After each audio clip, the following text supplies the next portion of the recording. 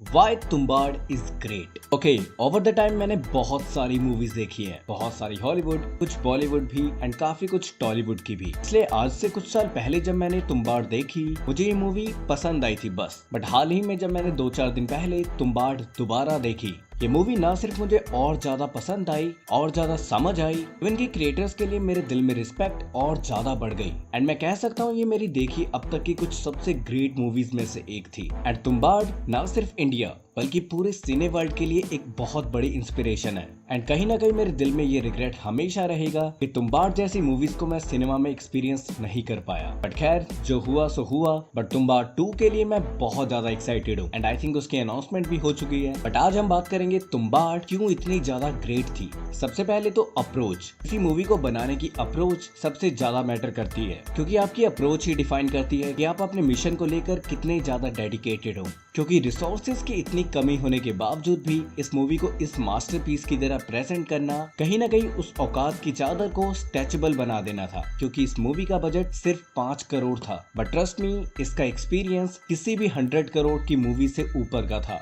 जिसके अलावा इस मूवी के मेन कैरेक्टर यानी कि सोहम शाह, जो कि इस मूवी के प्रोड्यूसर भी हैं, उनको अपनी बॉडी स्ट्रक्चर पे इतना ज्यादा ध्यान देना पड़ा। पूरे ड्यूरिंग द प्रोडक्शन उन्होंने अपने बॉडी स्ट्रक्चर को सेम रखा। एंड आपको जान के हैरानी होगी, इस मूवी को बनने में टोटल 6 साल लग गए। मतलब पूरे 6 साल तक अपनी बॉडी को सेम तरीके से रखना। आई मीन, ये पागलपन नहीं तो क्या है। एंड मूवी मेकर की अप्रोच आप यहाँ से भी देख सकते हो, क्योंकि इस मूवी को बनाने के लिए बहुत सारी बारिश की जरूरत थी। ऑथेंटिसिटी के लिए कोई नकली बारिश का इस्तेमाल नहीं किया गया। यस, मतलब कि हर बार मानसून का वेट किया जाता था शूटिंग को दोबारा स्टार्ट करने के लिए। एंड पूरी मूवी में असली बारिश का इस्तेमाल किया गया। इसे कहते हैं पेशेंस प्लस डेडिकेशन। खैर, इसके अप्रोच के किस्से बहुत लंबे हैं। अब जानते हैं इस मूवी के कंसेप्ट के बारे में। इस मूवी में ऐसा कुछ भी नहीं था जो आपने इससे पहले ना सुना हो। यानी कि लालच बुरी बला है, इंसान को अपनी लिमिट्स के अंडर रहना चाहिए, इंसान ही इंसान का सबसे बड़ा दुश्मन है, हम सबको पता है। बिल्कुल वैसा ही इस मूवी का कंसेप्ट था। But what makes Tumbbad different वो था इन चीजों को एक्सपीरियंस करवाना, वो भी बिल्कुल नए नजरिए से। एंड लालच बुरी बला है इस बात को बताने के लिए कोई साईफाई की जरूरत नहीं थी, बल्कि मूवी के मेकर्स ने रूरल इंडिया को फॉलो किया। यानी कि वही देवता और डेमंस के बीच के प्लॉट का इस्तेमाल। बट इस चीज को और ज्यादा डिफाइन करने के लिए यहाँ इन्होंने माइथोलॉजी का इस्तेमाल किया, जो कि रियलिटी नहीं होती। बट इस तरीके से हमको दिखाया कि अब मेरा तो हस्तर में पूरा विश्वास है। बट खैर, हस्तर के बारे में आई थिंक और ज्यादा एक्सप्लोर अगले पार्ट में किया जाएगा। मूवी बहुत सारी इमोशंस को नहीं, सिर्फ ग्रीड को लेकर चलती है, जो कि इंसानी नेचर का एक बहुत ही क्रूशियल इमोशन है। और मूवी में हर एक मौत के साथ इस इमोशन में एक कैटलिस्ट का काम करती है। मतलब लालच बुरी बला है, बट ये एक्चुअली में कितनी बुरी है,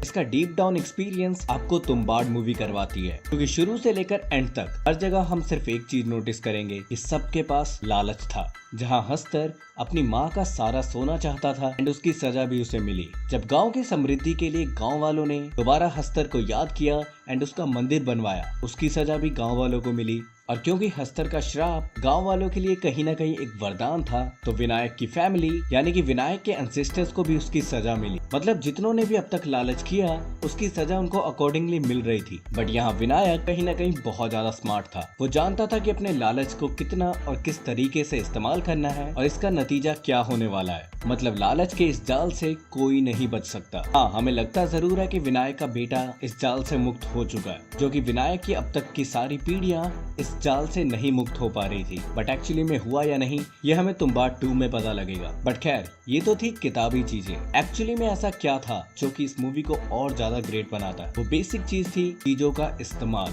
यानी कि मूवी का screen play, set design, movie में कॉम्पोनेंट्स को यूज करना एंड एक्टर्स की माइंड ब्लोइंग एक्टिंग। सबसे पहले तो मूवी में बारिश का इस्तेमाल। एज ए सेड कि वो हर बार मानसून का इंतजार करते थे एंड पूरी मूवी का एक एक सीन इसके वर्थ इट था। क्योंकि जिस तरीके का इस मूवी का माहौल था, वो बारिश उसको बहुत बहुत बहुत ज्यादा कॉम्प्लीमेंट करती थी। आई मीन, इसे देखते वक्त ऐसा एटमॉस्फेयर बन जाता है मानो आप उस जगह को फील कर पा रहे हो। मतलब अपने सारे कैरेक्टर्स के साथ वो बारिश एक इम्पोर्टेंट कैरेक्टर है, इसलिए बारिश का इस्तेमाल आई थिंक सबसे जरूरी कंपोनेंट्स में से एक था। जिसके अलावा और भी बहुत सारी चीजों का इस्तेमाल किया गया इस मूवी को और ज्यादा डिलाइटफुल बनाने के लिए। चाहे बात करें हम पुराने लॉक्स का इस्तेमाल करने के लिए, उस टाइम के बर्तनों का इस्तेमाल करने के लिए, या फिर उस टाइम के इंडिया के झंडे का इस्तेमाल। हाँ, आजादी से पहले हमारा झंडा तिरंगा नहीं था इस्तेमाल, उस टाइम के रोड्स का इस्तेमाल, हवेली का इस्तेमाल, इवन की बहुत सारी चीजें जो कि आप इग्नोर कर देते, उन चीजों को भी आपके सामने और ऐड किया गया ताकि आप सीन की ऑथेंटिसिटी को और अच्छे से समझ पाओ। इवन के एक सीन में पुराने जमाने के नेल कटर्स का यूज किया गया एंड ये सब कुछ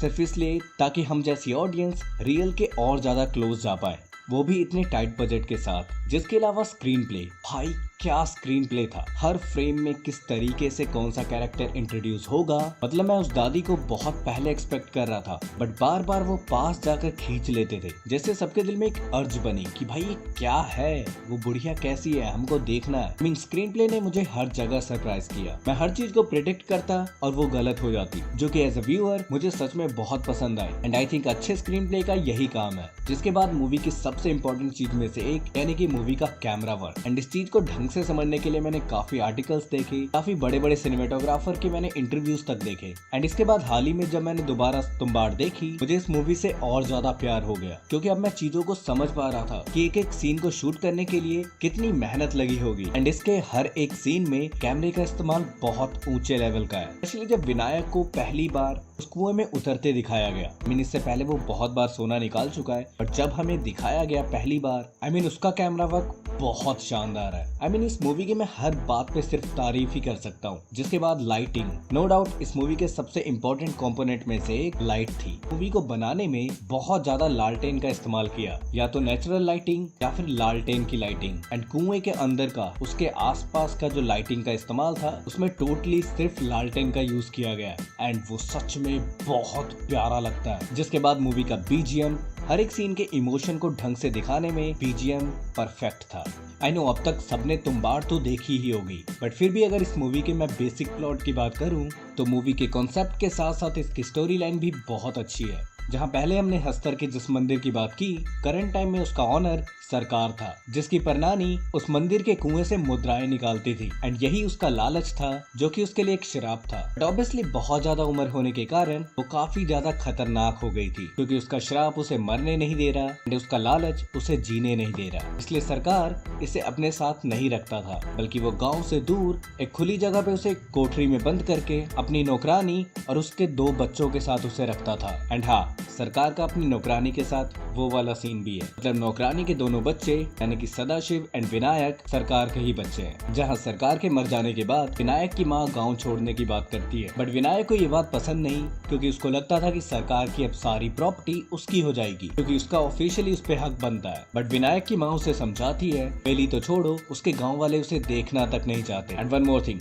यहाँ सबको पता है कि इस हवेली में खजाना है, बट आज तक उसे खुद सरकार भी नहीं ढूंढ पाया। बट विनायक को पता है कि उस बुढ़िया को उस खजाने की पूरी जानकारी है। एंड इसी बीच सदाशिव एक पेड़ से गिरकर ब्रूटली इंजर्ड हो जाता है, और सबसे नजदीकी मदद भी गांव से बाहर थी। इसलिए सदाशिव और उसकी माँ रातों रात गांव से बाहर चले जाते हैं। बट यहाँ रह जाता है विनायक, जिसे उस बुढ़िया को खाना भी खिलाना है। बट अनफॉर्चुनेटली सदाशिव की मौत रास्ते में हो जाती है, और दूसरी तरफ विनायक बुढ़िया के लिए खाना बना रहा था। एंड ये माहौल सच में काफी ज्यादा क्रीपी था, मैं शब्दों में शायद उसे बयां भी ना कर पाऊँ। विनायक एंड बुढ़िया का वो इंटरेक्शन, मुंह पे कीले लगी हुई है, वो खाना मांग रही है, ऊपर से विनायक हिम्मत करके उस खजाने के बारे में पूछ रहा है। इस सीन का सेटअप, कैमरा एंगल, एटमॉस्फेयर, सब कुछ मिलकर एक बहुत ही टेंशन वाला माहौल बनाते हैं। एंड इस फ्रेम में अब तक 3 एक्टर्स थे, यानी कि वो दादी जिसे प्ले किया पीयूष कौशिक ने, जिसके बाद माँ का रोल जिसे ज्योति मालशे ने, एंड विनायक का रोल जिसे धनधीरज ने प्ले किया है। इन तीनों ने माइंड ब्लोइंग एक्टिंग की है। बट खैर इन सब में बात अगली सुबह तक आती है, जब विनायक और उसकी माँ गांव छोड़कर चले जाते हैं। विनायक अभी भी वापस जाने की जिद करता है, बट उसकी माँ उससे वादा लेती है कि दोबारा वो तुम्बाड़ की तरफ वापस कभी नहीं आएगा। बट खैर जब तक माँ जिंदा थी,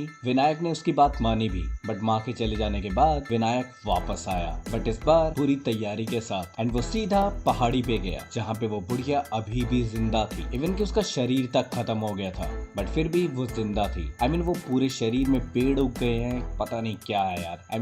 नेचर और ह्यूमन का ऐसा कॉम्बिनेशन आई थिंक मेरी देखी हुई कुछ सबसे ग्लोरियस और सबसे क्रीपीएस्ट चीजों में से एक थी। बट इस बार बुढ़िया ढंग से कन्वर्सेशन कर भी रही थी, और इवन कि विनायक को अवेयर भी कर रही थी, यानी कि चाहे खून कैसा भी हो, बट था तो उसका ही। वो चाहती थी कि वो इस चीज से दूर रहे, but at the same time वो ये भी जानती थी इन चीजों से नहीं बच पाएगा। बट वो खजाने के बारे में विनायक को बता देती है, एंड किस तरीके से वो लेना है इसके बारे में भी। बट बदले में मांगती है सिर्फ मुक्ति, क्योंकि अब वो तंग हो गई थी लालच और जिंदगी के खेल में। और काफी महीने तक विनायक हवेली में सर्च ऑपरेशन शुरू करके फाइनली वो कुआं ढूंढ लेता है। एंड इस मोमेंट में विनायक की खुशी देखकर पता लगता है कि इसका इंतजार वो कितने बरसों से कर रहा था। फाइनली वो कुआं मिल जाने के बाद विनायक वापस आकर बुढ़िया को मुक्ति देता है। धीरे धीरे वो सिक्के निकालने लगा एंड धीरे धीरे विनायक की निजी हालत सही होने लगी। बट वो अपनी पर दादी की गलतियों से सीखता भी रहा। मतलब कभी भी ज्यादा लालच नहीं करना, मतलब एक साथ ज्यादा सिक्कों के लिए नहीं जाना है। बट उसकी बढ़ती तरक्की सबकी नजर पे थी, इवन की ईस्ट इंडिया कंपनी के भी। एंड इसी बीच विनायक का बेटा भी हुआ। एंड ये कहानी उसी को लेकर आगे जाती है कि कैसे वो अपने बच्चे को सिखाता है। इसी को लेकर पूरी मूवी है। मैं शायद उस चीज को बयां कर ही नहीं पाऊंगा, इसलिए मैं कहूंगा अपने टाइम निकाल कर तुम्बाड़ जरूर देखो, इससे पहले कि तुम्बाड़ 2 आ जाए। तो हाँ, एज आई सेड कि तुम्बाड़ ना सिर्फ इंडिया के लिए बल्कि पूरे सिने वर्ल्ड के लिए एक बहुत बड़ी इंस्पिरेशन है। एंड आई थिंक इंडिया की कुछ सबसे अंडररेटेड मूवीज में से एक। बट खैर, अगर आपको तुम्बाड़ से जुड़े कुछ इंटरेस्टिंग फैक्ट्स के बारे में जानना है तो लेफ्ट वाली वीडियो वरना राइट वाली वीडियो पे क्लिक करें। मिलते हैं अपने किसी और वीडियो में। Tata bye bye.